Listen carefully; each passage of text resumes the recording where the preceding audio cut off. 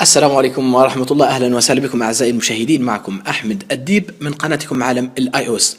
طبعا يا أعزائي المشاهدين، أرجوكم رجاء خاص إلى كل من لديه جلبريك ويشتغل 100%، قم بتحميل هذه الأداة Open SSH. طبعا ما فائدة هذه الأداة؟ فائدة هذه الأداة أنك تستطيع فتح منفذ البورت الخاص بالآيفون وتوصيله بالكمبيوتر والدخول إلى ملفات الروت وإدارة الجهاز، يعني كأنك شغال الترمينال في نظام الماك، لكن هنا عن طريق الويندوز.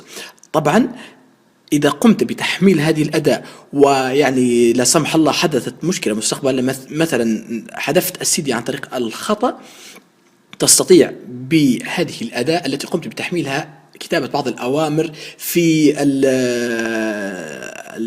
البي يو تي تقريبا، كتابة بعض الأوامر وإرجاع السي. فقم بتحميل هذا. عندما تقوم بتحميل هذه الأداة لن تظهر لك على الشاشة الرئيسية أو في الإعدادات.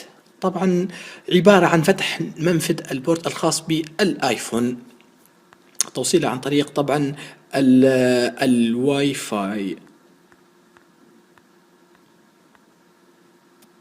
انظروا لا وجود لها هنا. طبعا ديفلوبر لأني قمت بفتح أداة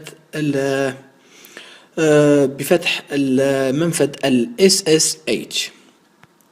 اوكي، فارجوكم مره خاص قم بتحميل هذه الاداه اوبن اس اس اتش. والان فنتطرق الى كيفيه توصيل الايفون بعد تحميلنا لهذه الاداه الاوبن اس اس اتش وربط الايفون بالكمبيوتر والولوج الى ملفات الروت. تابعني. إذن يا عزيزي المشاهد، بعد ما تقوم بتحميل أداة Open SSH من السيديا، تقوم بالذهاب إلى هذا الرابط الموجود أسفل هذا الفيديو، ومن ثم تأتي إلى هذا الخيار، تقوم بتحميل هذا البرنامج. طبعا أنا قمت بتحميله مسبقا.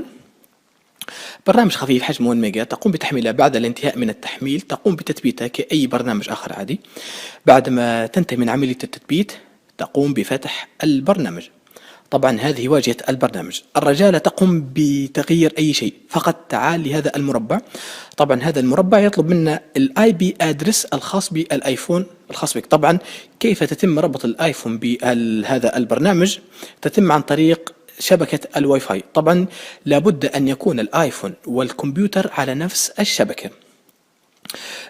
فكيف تعرف الاي بي ادرس الخاص بالايفون الخاص بك؟ تذهب الى الاعدادات كما هو في الفيديو. تذهب الى الاعدادات الايفون، ومن ثم تدخل الى اعدادات شبكة الواي فاي، ومن ثم تضغط على هذا الخيار، يظهر لك الاي بي ادرس. تقوم بكتابته في هذا المربع.